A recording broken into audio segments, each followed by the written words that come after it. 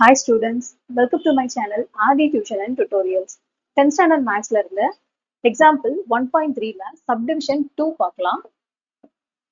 Already subdivision 1லே பார்த்தீங்கன்னா a கான value, b கான வேல்யூ, c கான வேல்யூ வந்து கண்டுபிடிச்சு வச்சிருக்கோம். subdivision 1 a into b வெட்டு c equal to a into b வெட்டு a into c.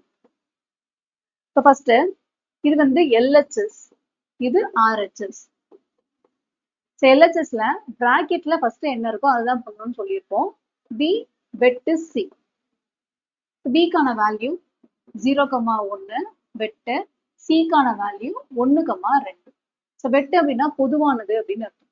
0,1 இங்க இருக்கு, 1,2 இங்க இருக்கு. ரெண்டுல எது பொதுவா இருக்கு அப்படின்னா 1 மட்டும் தானே பொதுவா இருக்கு. இதுதான் வந்து b வெட்டு c.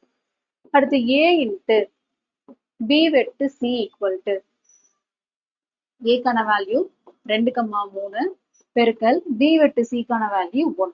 ஸோ அந்த பெருக்கல் குறி பார்த்தீங்கன்னா ஜோடி ஜோடியா எழுதணும் அப்படின்னு அர்த்தம்.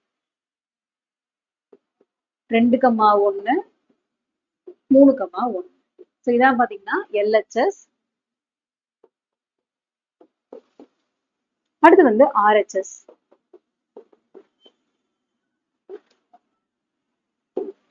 RHSல a இன்ட்டு b அடுத்து a இன்ட்டு c.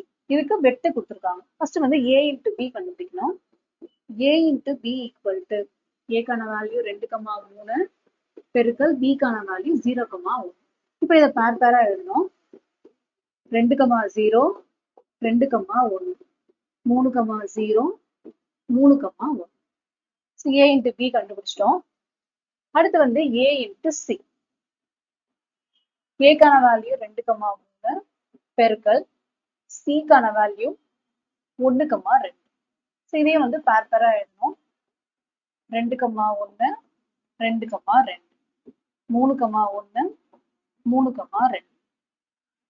அடுத்து இந்த a இன்ட்டு b வெட்டு a இன்ட்டு c.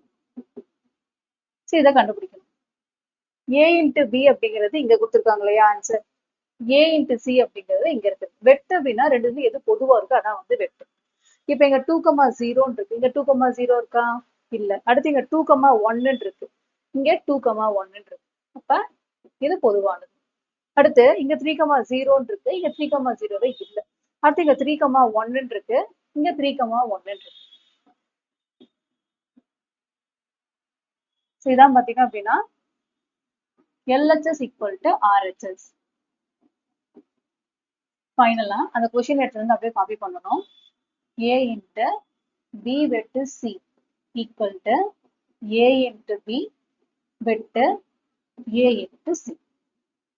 இந்த வீடியோ உங்களுக்கு பிடிச்சிருந்தா லைக் பண்ணுங்க, உங்க ஃப்ரெண்ட்ஸ்க்கும் ஷேர் பண்ணுங்க, மறக்காம நம்ம சேனலை சப்ஸ்கிரைப் பண்ணிக்கோங்க. தேங்க்யூ.